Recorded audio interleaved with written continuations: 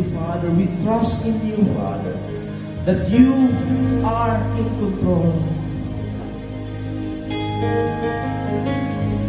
Tanggapin mo ang aming papuri sa araw na ito, O Diyos.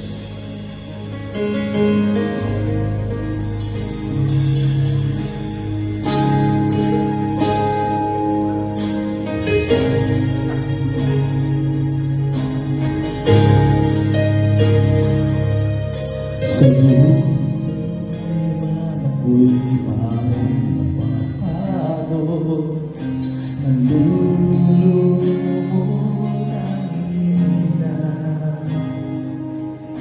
nasasaktan sa bawat pangyayari, naging mapigil ang problema.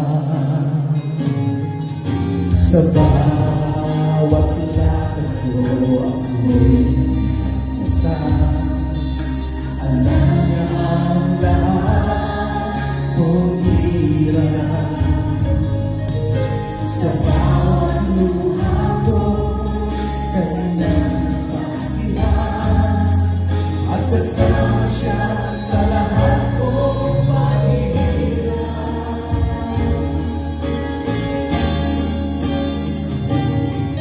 Ito po ang palad sa panalangin, iyoon ang damdamin ng papagay.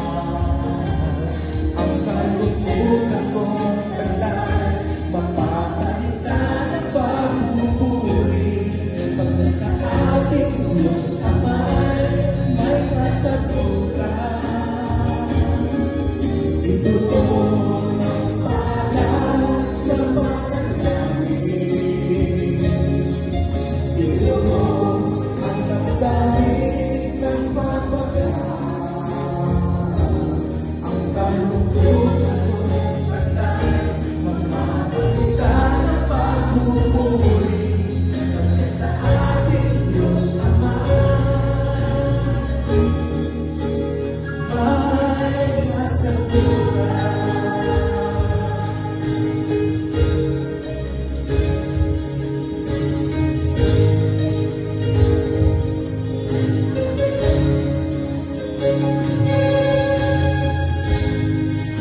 Sinabi ko ito sa inyo, upang sa inyong pag-isa sa akin ay magkaroon kayo ng kapayapaan. Magkaranas kayo ng kapig-habihan sa sanlibutan ito. Ngunit ibayan nyo ang inyong loob na pagtagumpayan mo na ang sanlibutan.